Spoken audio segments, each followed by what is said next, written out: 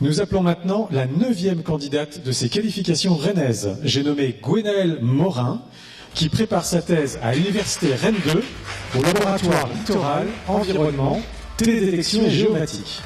Son sujet, modélisation climatique à haute résolution à l'échelle de régions viticoles françaises et néo-zélandaises dans le contexte du changement climatique. Gwenaëlle, c'est quand tu veux pour le signal. Nous voici en orbite à bord de satellites.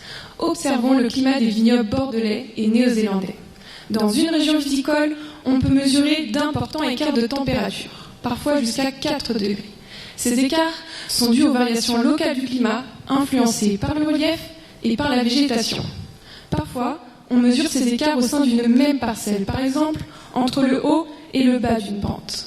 Conséquence, le raisin ne mûrit pas partout à la même vitesse. Et ces écarts nous donnent une idée de ce qui pourrait arriver en 2050. Et oui, le réchauffement climatique. Et ce sont ces variations qui vont du régional au local que j'essaye de cartographier. La vigne est un excellent indicateur du réchauffement global. Elle est très sensible aux extrêmes climatiques, mais a une forte capacité d'adaptation. La température influence son développement et la qualité du vin. Ainsi, pour étudier les effets du réchauffement, les géographes climatologues comme moi installent avec les viticulteurs des thermomètres dans les rangs de vignes. Ainsi, les secteurs les plus chauds et les secteurs les plus frais sont alors identifiés. Mais impossible d'équiper de grandes surfaces, il faudrait beaucoup trop de thermomètres. Alors, pour couvrir plus de régions viticoles, j'évalue le potentiel des images satellites thermiques. Je me focalise sur le Bordelais, où le réchauffement a déjà un impact négatif, mais aussi sur la Nouvelle-Zélande, qui en bénéficie pour le moment.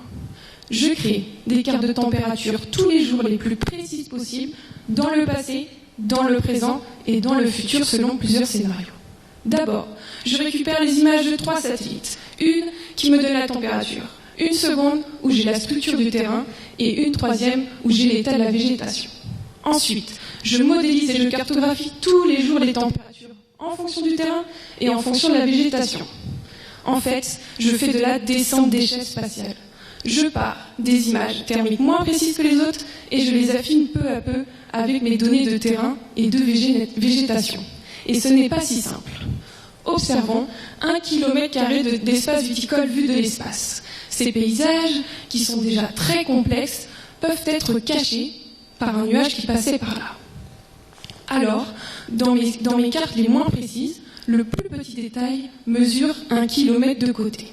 Mais lorsque les données sont belles, j'arrive à donner une information thermique tous les 90 mètres. Vous imaginez, grosse économie de thermomètre en perspective. Mon but, là tout de suite, c'est d'apporter des clés d'adaptation aux viticulteurs, parcelle par parcelle, aujourd'hui, mais aussi jusqu'en 2050, voire jusqu'en 2100. Alors, avez-vous tous une idée de quel type de vin nous donneront les vignobles de demain ? Eh bien, je vous donne rendez-vous en 2050. Merci Gwenaëlle.